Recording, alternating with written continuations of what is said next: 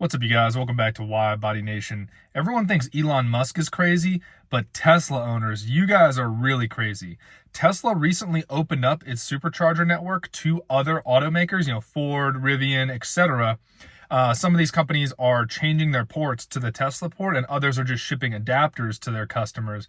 But there are multiple reports recently that other non-Tesla owners have charged at Tesla supercharging stations and had the cops called on them, among other shenanigans, by Tesla owners because they're just so defensive of their Tesla and Tesla superchargers that they're calling the cops on people. I mean, come on now. But that's not really what this video is about, but I thought that was pretty interesting. This video is specifically about the fact that Elon Musk a few weeks ago fired roughly 500 supercharger employees, so basically the entire supercharging team all the way up to the executive level. And yes, Tesla has decided to hire some of them back, but everyone's saying that was a dumb move. I think it was a great move, and one of the reasons I think it was a great move for him to fire basically that entire team was because I talked to a few Tesla employees here in Tennessee, and they told me some things about the Tesla supercharger team that make the firing make a little bit more sense. And so, TK's Garage has another video on Tesla superchargers.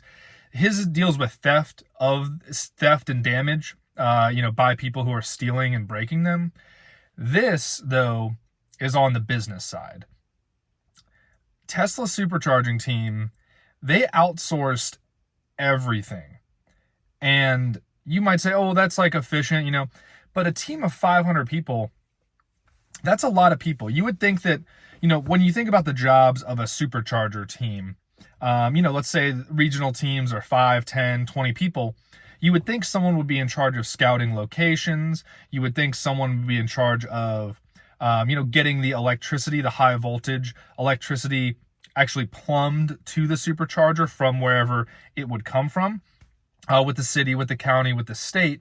And, oh, by the way, Tesla gets money from the federal government to do all this too. So don't just think it's Tesla digging into their own pockets purely. But that's the topic for a later conversation. So we got scouting the sites. We've got, infrastructure, setting the infrastructure for the electricity. We've got actually manufacturing the sites. We've got servicing the sites. We've got pricing. We've got all these duties that roughly 500 people should be doing.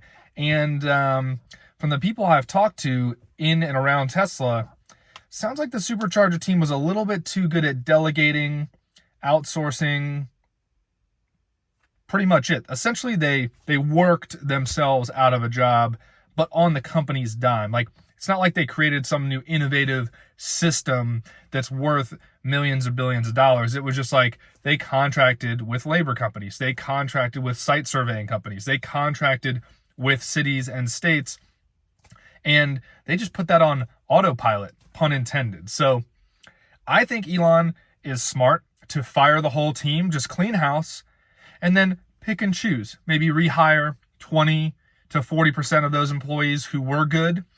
Because you guys, let's be honest here. How many people at your job, I work full-time, you probably work full-time or at least part-time, or you have in the past. Out of all the people you work with, what percentage of those people are really a net positive for the company, or real go-getters, real doers? I mean, have you ever heard of the 20-80 rule or the 80-20 rule? 20% of the people at your job probably do a good 80% of the work.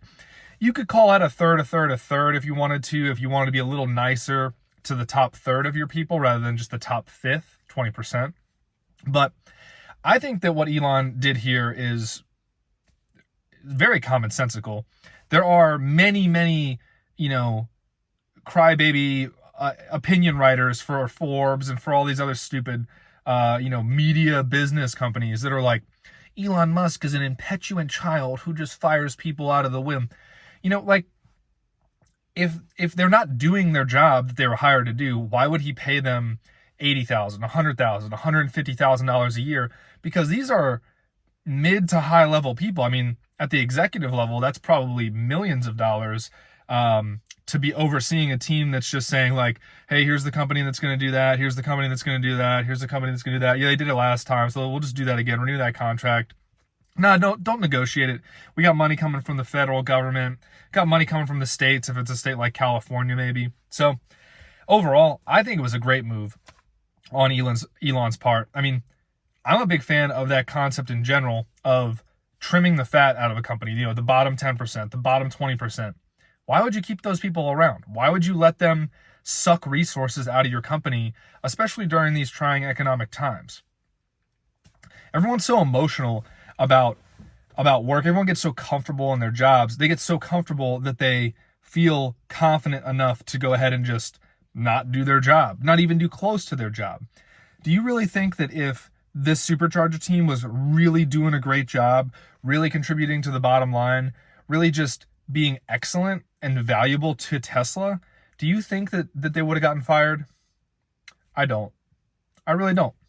So let me know what you guys think about the whole firing 500 people roughly and then rehiring some of them. I think it's a great tactic from a business perspective, and just from like a, you know, on a personal perspective. I would love nothing more to see 20% of the people I work with fired. That's just plain and simple. If that makes you butthurt, then, you know, that might be one of you. Sorry, not sorry. Yeah, that's pretty much it. So make sure you protect your Mopar at destroyer1320.com. Protect it as well with a GPS kill switch for any make and model at TrackHawkGPS.com. Appreciate y'all for tuning in. Leave a comment below on what you guys think about getting fired and how people should just be able to keep their jobs no matter how much they suck. Or if you agree with me, that works too. But just giving you my opinion, and that's pretty much it. Appreciate y'all for tuning in. Stay safe out there, and I will see you guys for the next video.